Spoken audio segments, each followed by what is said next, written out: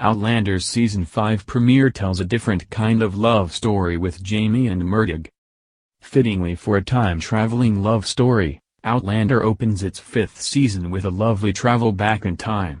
This opening flashback isn't about the kind of romance that Claire and Jamie share, that pulsating thing at the core of the series, but rather about the tender intimacy between Jamie and Murtagh, who very much do love each other, somewhere between a parental bond, a friendship, at times, a brotherly love. We see Murtagh promise to care for young Jamie, a promise he made to Jamie's dying mother Ellen. Here on this sprawling, open field, Murtagh and Jamie share something close and focused.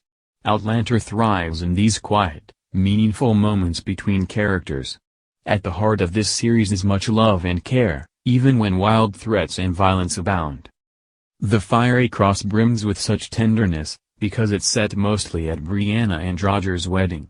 Now, I have mixed feelings about Roger and Brianna getting married given a lot of Roger's actions last season, but those mixed feelings are reflected well in Jamie's general sentiments about his daughter's marriage.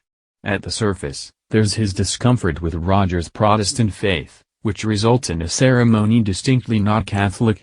There's also the issue of Jamie feeling like he has only just recently met his daughter and not being ready to give her away, and this honestly comes off as something much sweeter than it sounds.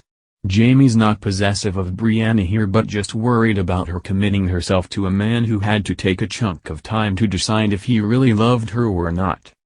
As a reminder, some of Roger's doubts last season seemed to be rooted in the fact that she was carrying another man's son, which as another reminder, was absolutely not her choice.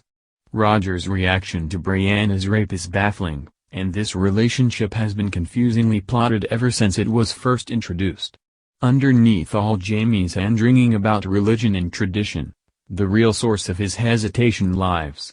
He doesn't fully trust Roger. Which leaves me wondering, why do Brianna and, especially, Claire? It's difficult to root for Roger, but it's also not like he's an all-out villain. Instead, he lives in some sort of wishy-washy place.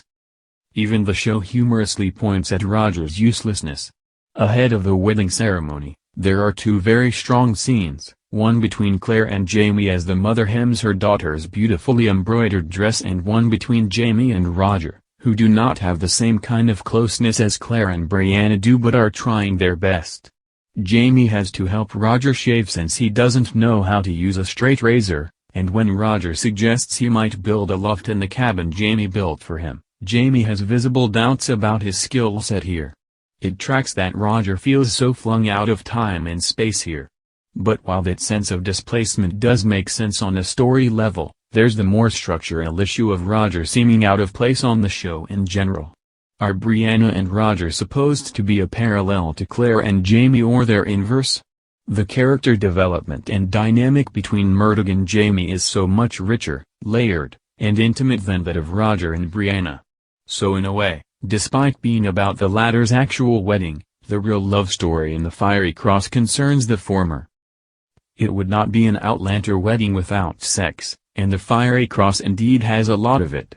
There's a whole sex montage that couples Jamie and Claire, who have to bang quietly since they're also babysitting for Roger and Brianna, the newlyweds, and also Jocasta and Murtagh, who's hiding out in a shack in the woods.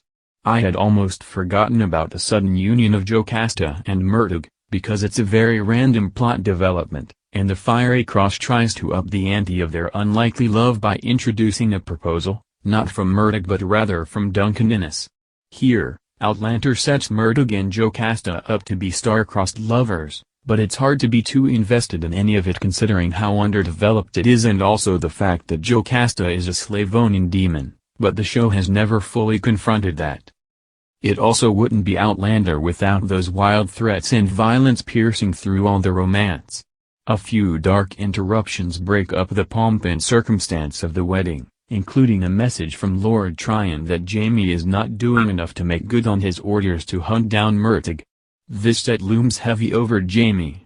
That opening flashback reiterates how high the stakes are. Murtagh swore fealty to Jamie all those years ago and helped raise him. Jamie certainly has not forgotten that history between them, but maintaining Fraser's Ridge, which has come to be his and Claire's true home, comes with serious sacrifices, including loyalty to the governor. Another bit of unwelcome news arrives during the wedding when John Gray reports that Bonnet did not die in the prison explosion. Brianna overhears the news that her rapist lives on what is supposed to be her happy day, and she is struck by it. Here's, though, where Outlander repeats some of its errors when it comes to depicting sexual violence.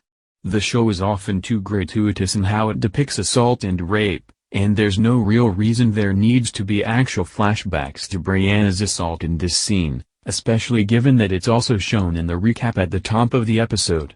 Brianna's face shows us clearly enough that she's remembering something she wishes to forget. Flashbacks should always be employed thoughtfully, but especially ones as difficult to watch as this. When flashbacks don't feel entirely necessary, they just come off as lazy writing. On the more successful side of things, the flashback to Jamie and Claire saying their wedding vows as they watch Roger and Brianna say theirs works. It's a powerful moment rather than being a gratuitous one. With the Revolutionary War afoot, Jamie knows he has many more difficult decisions to make, and the episode ends with the simultaneous grief and relief of releasing Murtagh from his vow of protection.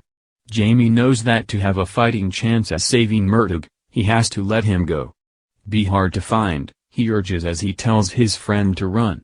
Like the flashback that opens the season, this final scene carries a lot of emotional weight and reflects the show's intensity when it comes to love and loyalty.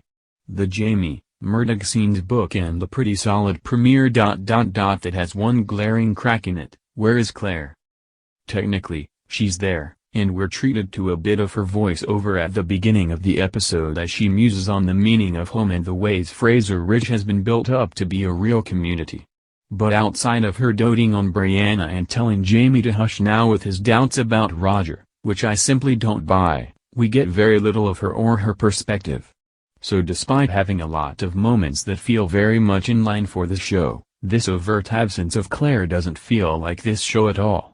That's not to say that this show hasn't turned in magnificent episodes that focus more on Jamie, but a season premiere usually sets the course for the season as a whole, and it's unclear where Claire is on this course at all.